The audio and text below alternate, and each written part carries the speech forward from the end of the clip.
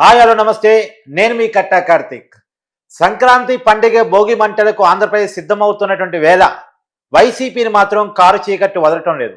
ఇవాళ రెండు షాకింగ్ న్యూస్లు. ఒకటి, రఘురామకృష్ణరాజు గారి కేసులో A2గా ఉన్నటువంటి ప్రభావతి గారికి హైకోర్టు ముందస్తు బెయిల్ మంజూరు చేయడానికి నిరాకరించటం. తర్వాత వైసీపీ కీలక నేత మాజీ ఎమ్మెల్యే చెవిరెడ్డి భాస్కర్ రెడ్డి కూడా ముందస్తు బెయిల్ ఇవ్వడానికి నిరాకరించడం. ఇప్పుడు చెవిరెడ్డి భాస్కర్ రెడ్డి అరెస్ట్ కాబోతున్నారా అనేటువంటి చర్చ కూడా నడుస్తోంది. ఆయన మీద పోక్సో యాక్ట్ ఉంది. జరగని అత్యాచారాన్ని జరిగినట్టుగా ప్రచారం చేయటం మీద ఆయన మీద పోక్సో యాక్ట్ నమోదు చేయడం జరిగింది. దీని మీద మరింత విశ్లేషణ తీసుకునే ప్రయత్నం చేద్దాం. నాతో ఉన్నారు ప్రముఖ విశ్లేషకులు సీనియర్ జర్నలిస్టు లలిత్ కుమార్ గారు. సార్ నమస్కారం. నమస్తే కార్తీక్. ఇప్పుడు చెవిరెడ్డి భాస్కర్ రెడ్డి ముందస్తు బెయిల్ని కోర్టు నిరాకరించింది. సో చెవిరెడ్డి భాస్కర్ రెడ్డి గారి మీద ఉన్న కేసు ఏంటి, ఆయన అరెస్ట్ చేసే అవకాశం ఏ మేరకు ఉంది?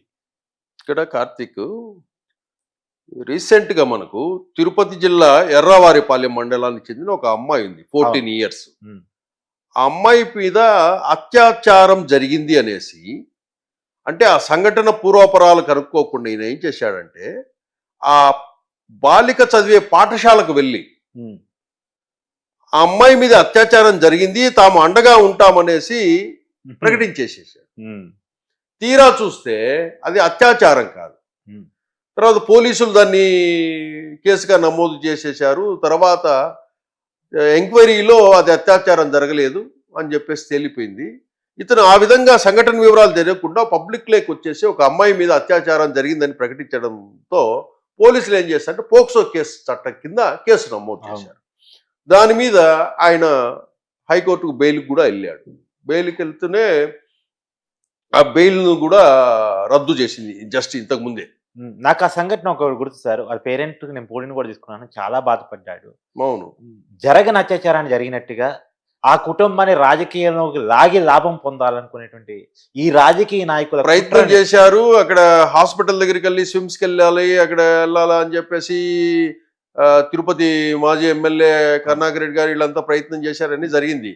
అక్కడ ఏంటో జరిగిందంటే, ముందు ఏదైతే వాంగ్మూలం ఇచ్చారో తండ్రి, ఇట్లా నా బిడ్డకి ఏం జరగకపోయినా కూడా ఈ విధంగా దుష్ప్రచారం చేశారు, సమాజంలో నా కూతురు అత్యాచారానికి గురైందని చెప్పేశారు, వీళ్ళు రేపు నా బిడ్డ బ్రతుకెట్లా అని చెప్పేసి ఆయన కూడా ఆవేదన వ్యక్తం చేశారు. అక్కడి వరకు బాగానే ఉంది. పోలీసులు కేసు కట్టారు. తరువాత ఏం చేశారంటే, వీళ్ళంతా మళ్ళీ ఆ తండ్రి దగ్గరికి వెళ్ళి మళ్ళీ అతన్ని ఏదో ప్రభావితం చేసి మీడియాను తీసుకెళ్ళి, లేదు లేదు ఆయన ఏం లేదు, చాలా మంచోడినా, ఆయన ఏం చెప్పలేదు, నన్ను వాళ్ళు ఇలా చెప్పమన్నారు అలా చెప్పమన్నారు, రెండోసారి మీడియాకు స్టేట్మెంట్ ఇప్పించారు. ఓకే. తదుపరి ఇవన్నీ చూసిన తర్వాత మొదట ఏదైతే వాంగ్మూలం ఇచ్చాడో తండ్రి, ప్లస్ ఇతను మాట్లాడిన మాటలకు ఎవిడెన్సెస్ ఉన్నాయి కాబట్టి, ప్రకటన ఏదైతే చేశాడో మీడియా సమక్షంలో అత్యాచారాన్ని గురి అవి చూసిన తర్వాత కోర్టు ఇతనికి ముందస్తు బెయిల్, ఎందుకంటే పోక్సో చట్టాలు చాలా కఠినంగా ఉంటాయి, అవి ఆ కేసులను కూడా త్వరితగతంగా తీర్పులు ఇచ్చేస్తారు. 1 year 2 yearsలోనే అంత కఠినమైన చట్టాలు పోక్సో చట్టాలు అన్నిటి. చిన్నపిల్లల విషయాలంటే కనుక కోర్టులు కూడా చాలా సీరియస్గా ఉన్నాయి. అది సీరియస్ చట్టం కూడా. అవును.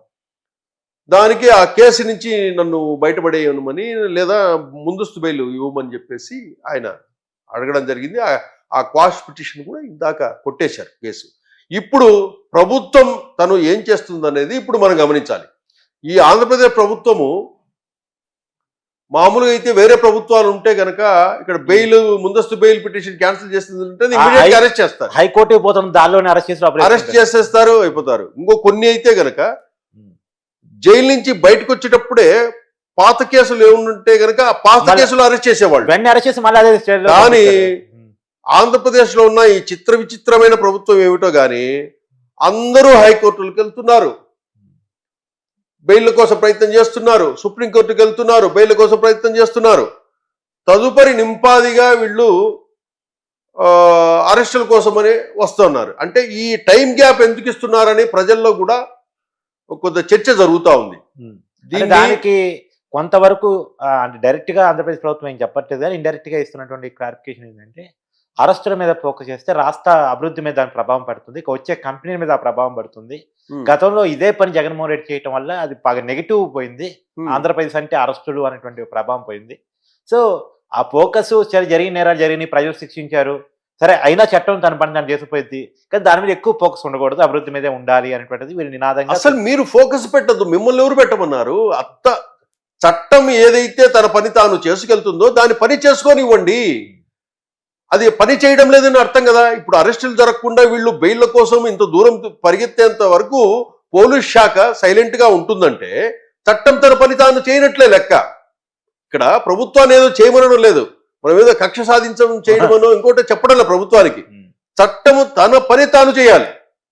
హోమ్ మినిస్టర్ చంద్రబాబుతో సంబంధం లేదు, పవన్ కళ్యాణ్తో సంబంధం లేదు. ఇది అది పోలీసుల పని, అది పోలీసులు చేసుకుంటూ వెళ్ళాలి. ఇప్పుడు చెవిరెడ్డి భాస్కర్ రెడ్డి గారు ఇది పిటిషన్ రద్దు చేశారు. మామూలుగా అయితే కనుక ఇమ్మీడియట్ గా అరెస్ట్ చేసేస్తారు. ప్రభావతి గారు బెయిల్ పిటిషన్ RRR కేసులో ఆమె డాక్టర్ ప్రభావతి కూడా బెయిల్ పిటిషన్ క్యాన్సిల్ చేశారు. కోర్టులు చాలా కఠినంగా ఉన్నాయి, పోలీసుల కంటే కోర్టు చాలా కఠినంగా ఉన్నాయి. ఇంకోటి ఏంటంటే జగన్మోహన్ రెడ్డి ఆ కేసులో RRR కేసులో A3 ఉన్నాడు. ఇప్పుడు ఆయనకు నోటీసులు ఇచ్చి పిలిపించాలి కదా. ఈ తప్పులకి మీ పెట్టుబడులకి సంబంధమే లేదు. ఈ చట్టం ఏదైతే తన పని తాను చేసుకుంటూ వెళ్ళాలి.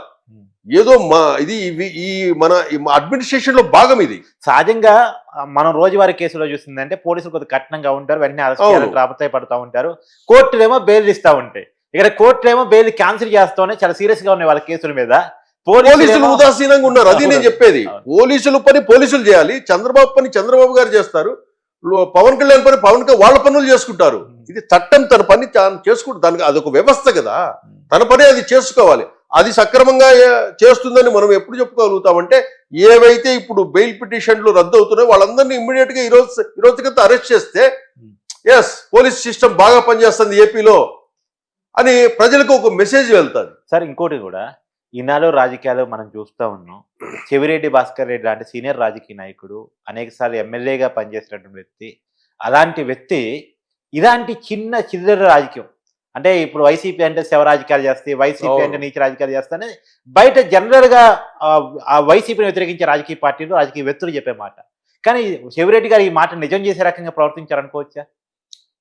అంటే నిజమని కాదు ఇక్కడ, అంటే సందర్భం ఏదో వచ్చి ఆ సందర్భానికి మన స్పందన ఎలా ఉండాలి, మనం ఏం మాట్లాడాలి, ఆ ఇష్యూ ఏంటి అనేది ఫస్ట్ గమనించాలి. అవును, ఆ ఇష్యూని మనం సెన్సేషనల్ చేసి ఏదైనా బెనిఫిట్ పొందుదామని ఏదైనా ప్రయత్నం చేస్తే ఆ ఇష్యూనే మనకు సమస్య అయి కూర్చుంటుంది.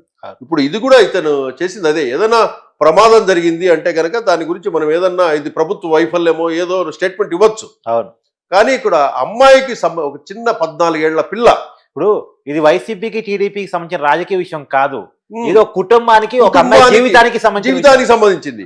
ఇప్పుడు ఆ అమ్మాయి రేపు సమాజంలో తిరగాలంటే మీరేమో ఇక్కడ ఏం చేశారు, మనం ఎప్పుడు చెప్పాలి ఆ మాట అంటే డాక్టర్ నిర్ధారించాక అవును ఆ అమ్మాయికి టెస్ట్ చేసి ఆ అమ్మాయి మీద ఏదైనా అత్యాచారం జరిగిందని డాక్టర్ ప్రకటించిన తర్వాత అప్పుడు ఎవరైనా ఇంకోటి అటువంటి అత్యాచారాలు జరిగినట్టు మామూలుగా అయితే హాస్పిటల్ వరకే ఉంటాయి, పోలీసుల వరకే ఉంటాయి. అవి మనం పబ్లిక్ లోకి వచ్చి చెప్పకూడదు. మన మీడియాకి కూడా చాలా ఆంక్షలు ఉంటాయి ఆ విషయంలో. మనం పబ్లిక్ లోకి వచ్చేసి ఇదో పలానా అమ్మాయికి ఇక్కడ అమ్మాయికి అత్యాచారం అయిందంటే ఆ ఊర్లో సమాజంలో ఎట్లా తిరగాలి, ఆ కుటుంబం కానీ అమ్మాయి కానీ, రేపు ఆ అమ్మాయికి పెళ్లి కావాలి కదా. ఇవన్నీ ఉంటాయి కాబట్టి ఆ ఇష్యూను బట్టి వీళ్ళు ఆవేశంలోనో తొందరగానో ఏం చేస్తారంటే అవగాహన లేక, అంటే అవగాహన లేనంత చిన్న వ్యక్తి కూడా కాదు, రాజకీయ లాభం స్వార్థం తప్ప. అంటే రాజకీయ నాయకులు ఎప్పుడు కూడా ఏది కూడా ఇష్యూను తన లాభం కోసమే ప్రయత్నం చేస్తారు. అది సహజ సిద్ధమైన లక్షణం వాళ్ళది. కానీ ఇది అన్ని విషయాల్లో పనికిరాదు. మీరు వేరే విషయాల్లో ఎట్లయినా మీరు చేయండి, కానీ చిన్నపిల్లల విషయం అమ్మాయికి సంబంధించిన రేప్ అనే ఇష్యూ కాబట్టి అది ఇమ్మీడియట్ గా పోలీసులు పోక్సో చట్టం కింద ఆయన పబ్లిక్ లోకి వచ్చి మాట్లాడాడు కాబట్టి కేసు ఫైల్ చేశారు. తండ్రి వాంగ్మూలం ఉంది. మళ్ళీ రెండోసారి ఇచ్చిన తండ్రి స్టేట్మెంట్ ఎవరు తీసుకోలేదు. కోర్టు కూడా first statement, parent first statement పరిగణలోకి వచ్చేసి దాని ప్రకారమే ఆయనకు ముందస్తు బెయిల్ క్యాన్సిల్ చేసింది చెవిరెడ్డికి. కాబట్టి పోలీసులు ఏం చేస్తారో చూడాలి మనం. ఇప్పుడు పోక్సో యాక్ట్ కింద కనుక చెవిరెడ్డి భాస్కర్ రెడ్డిని అరెస్ట్ చేస్తే అది నాన్ బెయిలబుల్ కేసు అవుతుంది, ఈజీగా బెయిల్ కూడా రాదు. సో కొన్నాళ్ళ పాటు కొన్ని నెలల పాటు తప్పదు. సుమారుగా ఈ ఒక 50-60 రోజులు లోపల ఉండాల్సి వస్తుంది. అంటే అదే నేను చెప్తున్నా, పోక్సో చట్టాలు చాలా కఠినంగా ఉంటాయి. అవును. ఏదైనా కూడా ఈ సమాజంలో ఎవరు కూడా చిన్నపిల్లలకు సంబంధించి లైంగికంగా కానీ ఇతరత్రా కానీ వాళ్ళను ఏదైనా చేయాలని ప్రయత్నించినా కూడా అది పెద్ద కేసులు అయితే వాళ్ళకి కించపరిచేలా మాట్లాడినా, కించపరిచే వాళ్ళ మీద లైంగిక మాట్లాడడము, దాడికి చేసిన, వాళ్ళను టార్చర్ వాళ్ళు చేయడము, అవమానించిన, వాళ్ళని టార్చర్ కొట్టడము, చేసిన. అవమానించడము, ఇతరత్రా ఎన్నో కూడా చాలా పెద్ద సెక్షన్స్ ఇవి. అవును. పెద్ద చట్టం ఇది పోక్సో కేసులు అనేవి. ఇమ్మీడియట్ గా కూడా శిక్షలు కూడా చాలా కఠినంగా ఉంటాయి, శిక్షా కాలం కూడా. కాబట్టి అందరూ కూడా చాలా జాగ్రత్తగా ఉండాలి చిన్నపిల్లల విషయాల్లో వరకు మాత్రం. ఇప్పుడు చెవిరెడ్డి మీద అనేక ఆరోపణలు ఉన్నాయి. ఎర్రచందనం స్మగ్లింగ్ చేస్తాడని, అవును. లేదో గంజాయికి సంబంధించిన వ్యాపారాలు చేస్తాడని, ఇలా చాలా ఆరోపణలు ఉన్నాయి. చివరికి వచ్చి ఒక అమ్మాయి కేసులో ఇరుక్కొని జైలు జీవితం గడపాల్సిన పరిస్థితి వస్తుందంటారా? అదంతే. ఇప్పుడు మామూలు చెవిరెడ్డిని అన్నా కూడా చెవిరెడ్డిని మామూలుగా అటుపక్క చిత్తూరు జిల్లా అటు సైడ్ కూడా పుష్ప అంటారు. చేస్తాడో చేయడో తెలియదు కానీ ఖర్చు మాత్రం బాగా విపరీతంగా పెడతాడు. డబ్బులు ఎక్కడి నుంచి వస్తాయో తెలియదు. బెంగళూరులో కూడా పెద్ద వెంచర్ వేసుకున్నాడు, భారీ ఎత్తున వెంచర్ వేస్తున్నాడు. కానీ ఎప్పుడు దేవునికి మాత్రం దండం పెడితే, ఎక్కడ దేవుడు కనపడినా కూడా దండం పెట్టేస్తుంటాడు. ఏం చేస్తుంటాడేమో కానీ ఆయన దేవుడి దగ్గర పంపిస్తుంటాడని కూడా పేరు ఆయనకి. ఆయన వ్యతిరేకించిన వాళ్ళని దేవుడి దగ్గర పంపిస్తుంటాడని కూడా పేరు ఆయనకి. ఇంకా రాజకీయ నాయకుడు కాబట్టి అన్ని లక్షణాలు ఉంటాయి అంటుంటారు. కాకపోతే అటువంటి అన్నిసార్లు ఎమ్మెల్యేగా ఉన్న వ్యక్తి నిన్న జగన్మోహన్ రెడ్డి గారు కూడా హాస్పిటల్లో బాధితులను పరామర్శిస్తూ చెవిరెడ్డి నా సొంత మనిషి అని కూడా చెప్పాడు వాళ్ళకి. మీకు అన్ని చూసుకుంటాడు చేసుకుంటాడు అని చెవిరెడ్డి మీద తోసి చెప్పేసి వెళ్ళాడు జగన్మోహన్ రెడ్డి కూడా.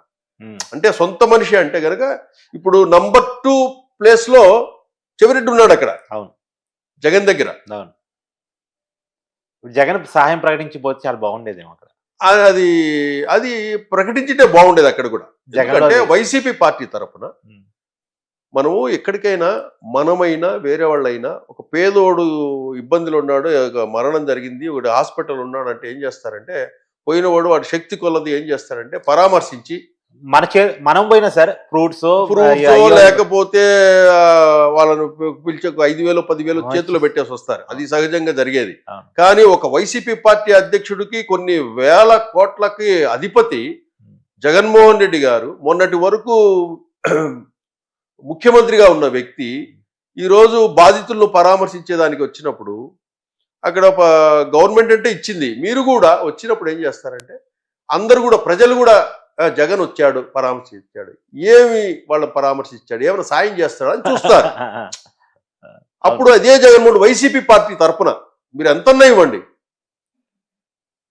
ఇదో క్షతగాత్రులకు ఇంత, వీళ్లకు మరణించిన వారు కదా 6 మంది ఉన్నారు, తలా ఒక్కొక్క ₹1,00,000 ఇవ్వండి. ఆ మెసేజ్ ఎంత వెళ్తుంది? మెసేజ్ ఎట్లా పోతుంది? మంచి మెసేజ్ కదా. అది కాదు సార్, ₹1,00,00,000 కాదనుకుంటే తరా 20 లక్షలు ఇచ్చినట్టు అవుతాడు కదా. అవును, ఆ దిశగా ఎందుకు ఆయన డబ్బులు ఇవ్వడు. మనం చాలాసార్లు గమనించడం కానీ ఎక్కడ కూడా ఆయన జోబిలోంచి తీసి డబ్బులు ఇవ్వడు.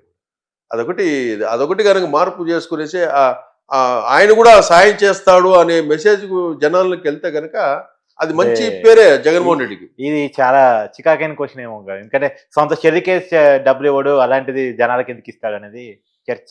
ఇంకో విషయం ఏంటంటే జగన్మోహన్ రెడ్డి డబ్బులు ఇచ్చేటట్లు ఏ రాజకీయ నాయకుడు డబ్బులు ఇవ్వడు. కాకపోతే తన అవసరం, ఇది నాకు మస్ట్ అవసరం, నా కార్తీక్తో పని ఉంది, కార్తీక్ తప్పక ఈ పని ఎవరూ చేయలేరు అన్నప్పుడే నీకు డబ్బు ఇస్తాడు. ఆ డబ్బు కూడా చాలా భారీ ఎత్తులో ఇస్తాడు. అంత డబ్బు ఇచ్చే రాజకీయ నాయకులు ఎవరు ఉన్నారు? అట్లా ఇస్తాడు. తన వేరే పనుల కోసం ఇస్తుంటాడు. ఏదైనా తనకు అవసరమైన పని, తనను కాపాడే పని, తను సేఫ్ గా ఉండే పని, తన అధికారం తీసుకొచ్చే పని, ఏదైనా పని, దానికి మాత్రము డబ్బులు చాలా బాగా ఇస్తాడు. ఆ రాజకీయ నాయకుల్లో తన సొంత పనుల కోసం అంత పెద్ద ఎత్తున డబ్బులు ఇచ్చే వ్యక్తి ఏ రాజకీయ నాయకులలో ఎవరూ లేరు. జగన్ అలా ఇస్తారు. కాకపోతే జగన్ ఇవ్వంది ఇళ్ళకే, ప్రజలకు ముద్దులు, తల మీద నెత్తి మీద చేతులు పెట్టేసి ముద్దులు అవి ఇవి అన్ని అక్క చెల్లి అనేసి మాట్లాడుతుంది తప్పితే ₹1 మాత్రం తీసివ్వడు.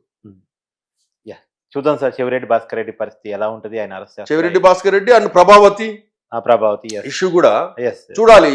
మన ఏపీ స్టేట్ లో చట్టం ఏ విధంగా పనిచేస్తుందో. నిజానికి ప్రభావతి అరెస్ట్ అయితే ఇప్పటికే ఆ కేసులో అనేక మంది అరెస్ట్ అయ్యారు కాబట్టి నెక్స్ట్ జగన్ ని ఎంక్వైరీ పిలుస్తారు. ఎంక్వైరీ పిలుస్తారు. అదే అదే అవును. అంటే అది వ్యవస్థ, చట్టం దాని పని తాను చేసుకెళ్ళాలి. ఎందుకంటే విజయపాల్ అరెస్ట్ అయి ఉన్నాడు, ప్రభావతి అరెస్ట్ అయితే ఇక నెక్స్ట్ జగన్మోహన్ రెడ్డి పేరు కూడా A3 గా ఉంది కాబట్టి ఆయన ఎప్పుడు పిలుస్తారని చెప్పి కూడా తెర ముందుకు వస్తుంది. తెర ముందుకు వస్తుంది. అవును. Thanks sir. Thank you sir.